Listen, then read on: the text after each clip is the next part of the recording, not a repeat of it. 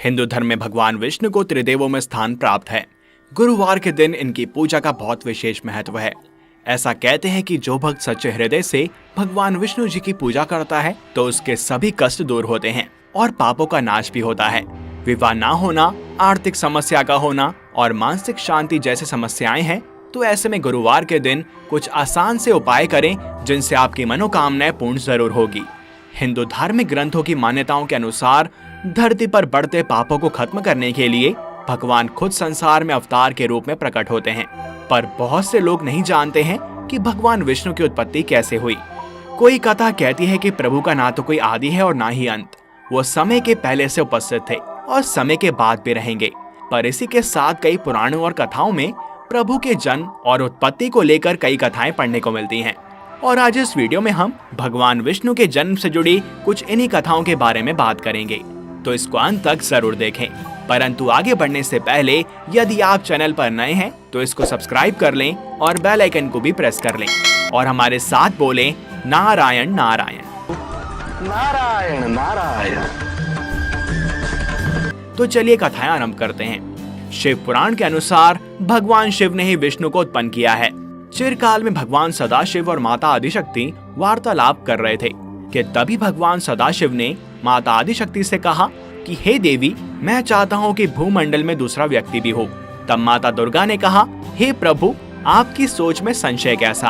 आप सृष्टि के पालनहार हैं। आपने सृष्टि की भलाई के लिए ऐसा सोचा होगा। उस समय भगवान सदाशिव ने देवी दुर्गा के संवाद को सुनकर अपने वाम अंग पर अमृत स्पर्श किया। इससे एक पुरुष की उत्पत्ति हुई जिसके तेज से पूरा ब्रह्मांड प्रकाश में हो गया था। शक्ति के प्रताप से विष्णु जी का आविर्भाव हुआ। वे अद्वितीय थे, कमल जैसे नयन, चतुर्भुजी और कौस्तुभ मणि से सुशोभित। सर्वत्र व्यापक होने के कारण उनका नाम विष्णु पड़ा।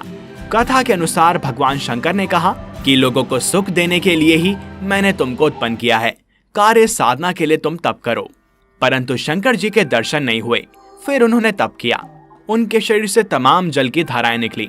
हर तरफ पानी पानी हो गया और तभी उनका नाम नारायण पड़ा और उन्हीं से सब तत्वों की उत्पत्ति हुई। कथा अनुसार सबसे पहले प्रकृति की उत्पत्ति हुई, फिर तीन गुणाएं जो कि हैं सत, रज और तम। उसके बाद शब्द, स्पर्श, रूप, रस और गंध की उत्पत्ति हुई और फिर पंचभूत की उत्पत्ति हुई। अब बात करते हैं विष्णु पुराण की। विष्णु पुराण के अनुसार भगवान विष्णु निराकार परब्रह्म हैं, जिनको वेदों में ईश्वर कहा है। चतुर्भुज विष्णु को सबसे निकटतम मूर्त एवं मूर्त ब्रह्म कहा गया है। भगवान विष्णु को सर्वाधिक भागवत एवं विष्णु पुराण में वर्णन है और सभी पुराणों में भागवत पुराण को सर्वाधिक मान्य माना गया है, जिसके कारण भगवान विष्णु का महत्व अन्य त्रिदेवों की तुलना में अधिक हो जाता है। गीता अध्याय 11 में विश्व स्वरूप विराट स्वरूप के अतिरिक्त चतुर्भुज स्वरूप के दर्शन देना यह सिद्ध करता है कि परमेश्वर का चतुर्भुज स्वरूप सुगम है।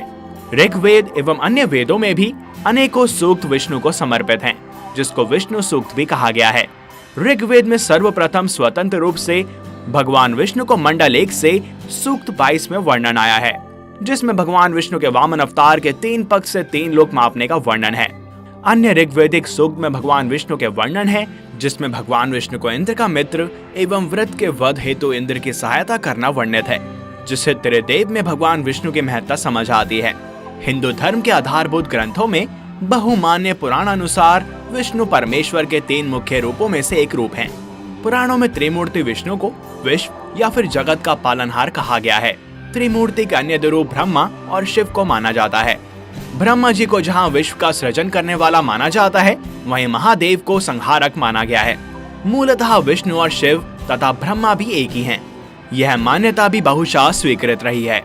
न्याय को पराश्रय, न्याय के विनाश तथा जीव की परिस्थिति के अनुसार उचित मार्ग ग्रहण के निर्देश हेतु विभिन्न रूपों में अवतार ग्रहण करने वाले के रूप में भगवान विष्णु माने रहे हैं। ऋग्वेद तथा ब्राह्मणों में उपलब्ध संकेतों को पुराणों में पर्याप्त परिवर्धन हुआ, कथात्मक भी, विवरात्मक भी और व्याख्यात्मक भी। पुराणों ने इस जगत के मूल में वर्तमान, नित्य, अजन्मा, अक्षय, अव्यय, एक रस तथा हे के अभाव से निर्मल परब्रह्म को ही विष्णु की संज्ञा दी है। वे प्रकृति से भी श्रेष्ठ हैं। अंतरात्मा में अवस्थित परमात्मा परम श्रेष्ठ तथा रूप, वर्ण आदि निर्देशों तथा विशेषणों से रहित हैं। वे जन्म, वृद्धि, परिणाम, क्षय और नाश इन विकारों से रहित हैं। वे सर्वत्र व्याप्त हैं और समस्त विश्व का उन्हीं में वास है। इसलिए विद्वान उन्हें वासुदेव कहते हैं।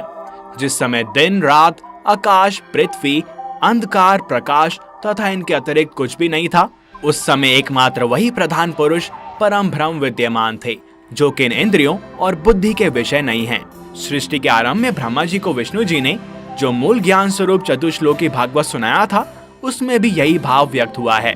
सृष्टि के पूर्व केवल मैं ही था, मेरे अतिरिक्त ना स्थूल था और ना ही सूक्ष्म, ना दोनों का कारण अज्ञान। जहाँ यह सृष्टि नहीं है, वहाँ मैं ही मैं हूँ, और इस सृष्टि के रूप में जो प्रतीत हो रहा है वह भी मैं ही हूँ, और जो कुछ बचा रहेगा वो भी मैं ही हूँ। इन संदर्भों से भगवान विष्णु के सर्वोच्चता तथा सर्वनियंता होने की भावना स्पष्ट परिलक्षित होती है। भगवान विष्णु के सर्वश्रेष्ठता का यह तात्पर्य नहीं है कि शिव या फिर ब्रह्मा आदि उनसे न्यून हैं। ऊंच नीच का भाव ईश्वर के पास नहीं होता। वो तो लीला में सृष्टि संचालन हेतु सगुण होने के प्राथमिकता मात्र हैं। इसलिए वैष्णव हो या शैव, सभी पुराण तथा महाभारत जैसे श्रेष्ठ ग्रंथ एक स्वर में घोषित करते हैं कि ईश्वर एक ही है।